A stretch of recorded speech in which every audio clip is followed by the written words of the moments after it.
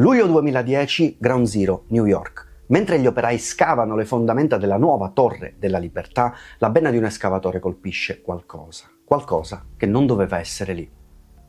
Non è acciaio, non è cemento, è legno. Lo scheletro curvo di una nave di 30 metri, sepolta 7 metri sotto il cuore di Manhattan. Una nave del 1700. La domanda è una sola: come diavolo è finita lì sotto?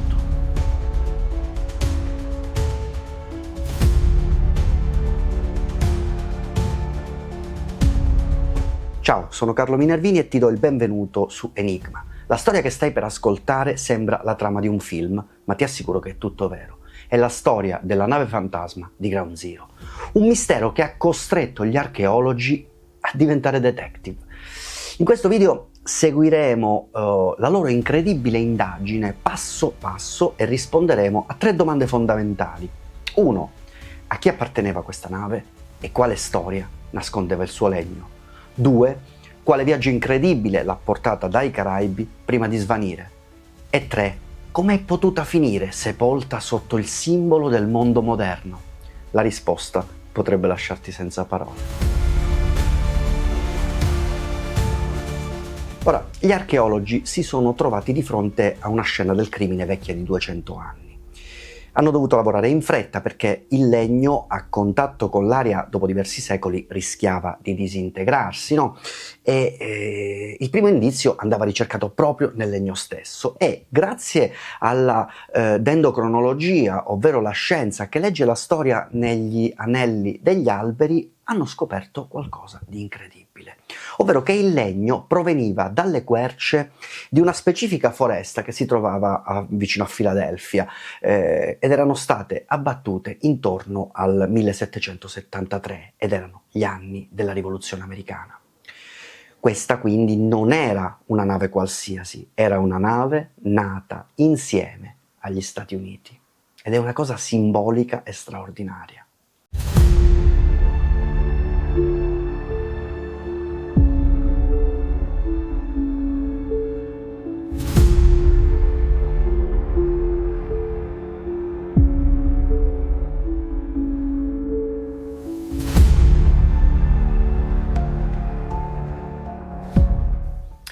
Ma l'indizio più strano era questo: lo scafo era trivellato da minuscoli fori, cioè l'opera dei vermi marini che vivono solo nelle acque calde e salate dei Caraibi.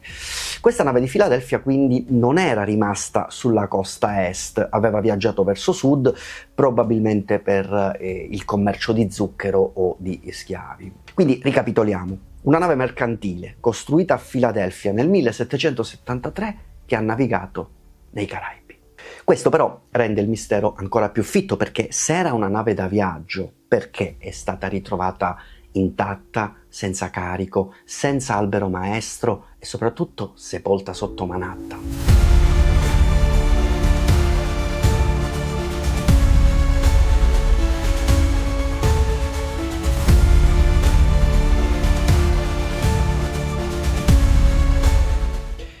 La risposta non è in un naufragio, ma nella fame di terra della città che non dorme mai.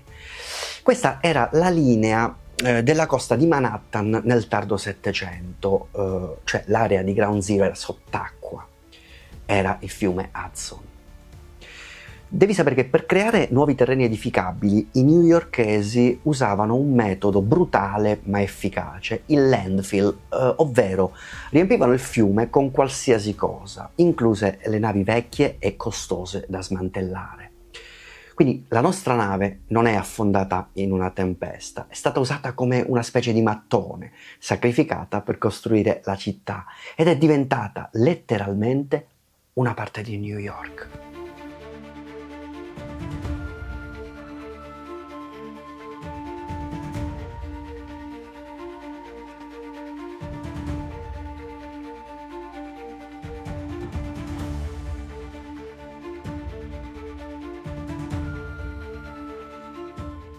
Quindi una nave concepita, pensata per solcare gli oceani, ha finito il suo viaggio diventando la terra su cui 2 secoli dopo sarebbero sorte le Torri Gemelle.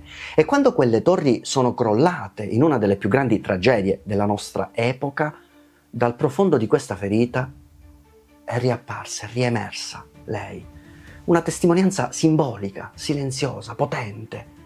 E forse non era solo un presagio, ma un promemoria, cioè un promemoria che la storia non viene mai veramente cancellata, dorme quasi sotto i nostri piedi, aspettando il momento giusto per tornare a raccontarci chi siamo. Ecco perché è affascinante la storia, ecco perché è importante conoscere.